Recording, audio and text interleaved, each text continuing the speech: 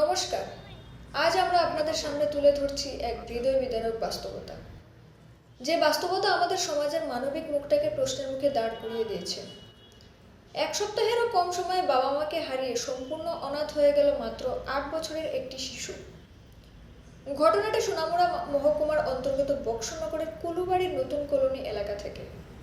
ভিক্ষাবৃত্তি করে কোনো রকমে জীবন চালানো এক হতদরিদ্র দম্পতির একমাত্র সন্তান নয়নচন্দ্র নম আজ বাবা মা হারিয়ে ঠাঁই নিয়েছে চাইল্ড হোমে। কিন্তু প্রশ্ন উঠেছে, এই ভয়াবহ সময় কোথায় ছিল সমাজ, কোথায় ছিল জনপ্রতিনিধিরা, কেন পাশে দাঁড়ালেন না কেউ? ঘটনার সূত্রপাত চলতি বছরের জানুয়ারি মাসের শুরুতে। প্রচণ্ড শীত থেকে বাঁচতে আগুন পোহাতে গিয়ে ভয়াবহ দগ্ধ হন নয়নের মা চম্পা দেবনাথ। স্থানীয় কিছু মানবিক মানুষের সহায়তা প্রথমে সোনামুড়া হাসপাতাল, তারপর আগরতলার জিবি হাসপাতালে ভর্তি করা হয় তাকে। কিন্তু সেখানেই থেমে যায় চিকিৎসা, কারণ টাকার অভাব। ভিক্ষাবৃত্তি করেই যাদের ৩ জনের পেট চলত, তারা কোথা থেকে জোগাড় করবে চিকিৎসার খরচ? যারা প্রথমে সাহায্যের হাত বাড়িয়েছিলেন, তারাও নিজেদের আর্থিক অসচ্ছলতার কারণে ধীরে ধীরে পিছিয়ে যান। অসহায় বাবা রাধাচরণ নম স্ত্রীকে হাসপাতালের বেডে রেখেই ফিরে আসেন সোনামুড়ায়। কিছুদিনের মধ্যেই জিবি হাসপাতালে মৃত্যু হয় চম্পা দেবনাথের। আর সেই দুঃখ সংবাদ সহ্য করতে না পেরে মাত্র ৫ দিনের মাথায় নতুন কলোনির অস্থায়ী বাসস্থানে মৃত্যু হয় রাধাচরণ নমর। এক সপ্তাহের মধ্যে সবকিছু শেষ। বাবা মা দুজনকে হারিয়ে সম্পূর্ণ একা হয়ে যায় ৮ বছরের নয়ন।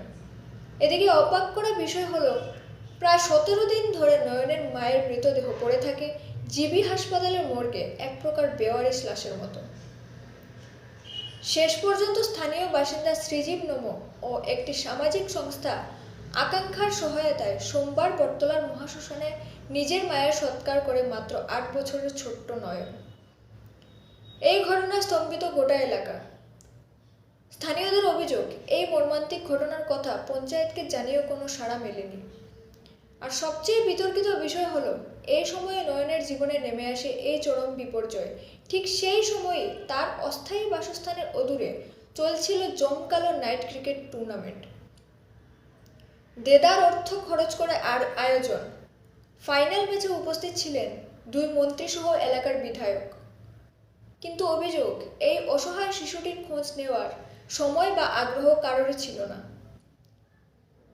এই নিয়েই এখন ক্ষোভে ফুঁসছে স্থানীয় মানুষ। প্রশ্ন একটাই, এই সমাজে কি গরিব মানুষের জীবনের কোনো মূল্য নেই, নাকি মানবিকতা এখন শুধুই পোস্টার আর ভাষণের বিষয়? আজ নয়ন চাইল্ড হোমে, কিন্তু তার শৈশব, তার ভবিষ্যৎ, এই প্রশ্নগুলোর উত্তর কে দেবে? আমরা বিষয়টির দিকে প্রশাসনের দৃষ্টি আকর্ষণ করছি। আর এরকমই বাস্তব খবর পেতে আমাদের চ্যানেলটি সাবস্ক্রাইব করুন। সঙ্গে ছিলাম আমি মৌমিতা নাথ। ধন্যবাদ। হোমে থাকো? আচ্ছা আচ্ছা, ঠিক আছে। এখন মানে লাস্টের অন্ত্যেষ্টি করব বটতলা শ্মশানে? বর্তমান শ্মশানে বা আপন বলতে কেউ নাই। আচ্ছা আচ্ছা, এরপরে তারা আবার হোমে দেওয়া যাবে না? তারা আমরা আবার হোমে আবার হোম থিয়েটার দিয়ে দেবো। ঠিক আছে।